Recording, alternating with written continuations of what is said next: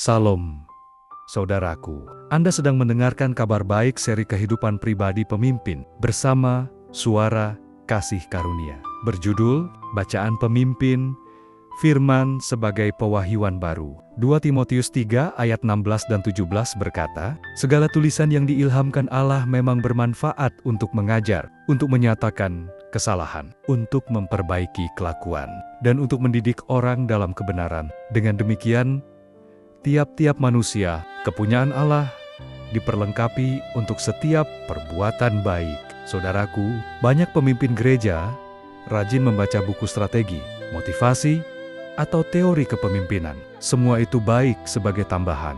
Namun jika bacaan utama bukan firman, pemimpin bisa kehilangan arah rohani dan hanya menjadi manajer organisasi. Kabar baiknya, firman Allah bukan sekadar informasi atau aturan, melainkan pewahyuan baru yang menyingkapkan Kristus di dalam kita. Setiap kali pemimpin membaca firman dengan kacamata kasih karunia, ia bukan hanya menambah pengetahuan, tetapi mengalami transformasi batin. Contoh sederhana, seorang pemimpin membaca ayat tentang kasih. Jika hanya sebagai informasi, ia akan menekan jemaat untuk lebih mengasihi. Tetapi jika ia melihatnya sebagai pewahyuan baru, ia berkata, karena Kristus sudah mengasihi saya, maka kasih itu mengalir secara alami dalam pelayanan. Selain Alkitab, apa yang sebaiknya dibaca pemimpin? Buku-buku rohani dan praktis yang menolong menyingkap Kristus dalam kehidupan. Kesatu, kasih karunia dan identitas baru, meneguhkan siapa kita di dalam Kristus. Kedua, kepemimpinan pelayan, menolong pemimpin memimpin dengan rendah hati dan kasih.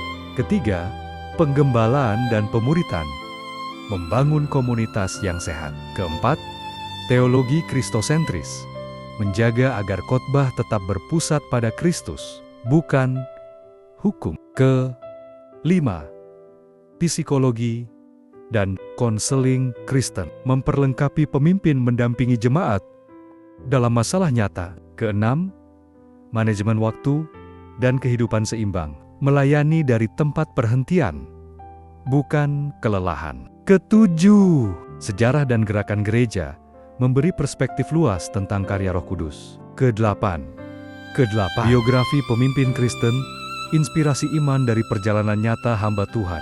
Tetapi ingat, semua bacaan ini hanya pelengkap. Alkitab tetap pusat dan sumber pewahyuan yang hidup. Mari kita ucapkan bersama. Bacaan utama pemimpin adalah firman sebagai pewahyuan Kristus, dan bacaan lain hanya sebagai pelengkap. Mari kita berdoa. Bapa, terima kasih untuk firman-Mu yang hidup. Ajar para pemimpin kami membaca bukan hanya demi informasi, tetapi untuk melihat Kristus yang nyata. Dan biarlah setiap bacaan lain memperlengkapi, bukan menggantikan firman-Mu. Dalam nama Yesus, amin. Jika Anda rindu belajar lebih dalam tentang kasih karunia Kristus, hadirilah ibadah Minggu pukul 10 WITA di Hotel Swiss Berlin, Balikpapan. Sampai jumpa di kabar baik berikutnya bersama Suara Kasih Karunia. Bacaan sejati adalah firman yang menyingkapkan Kristus.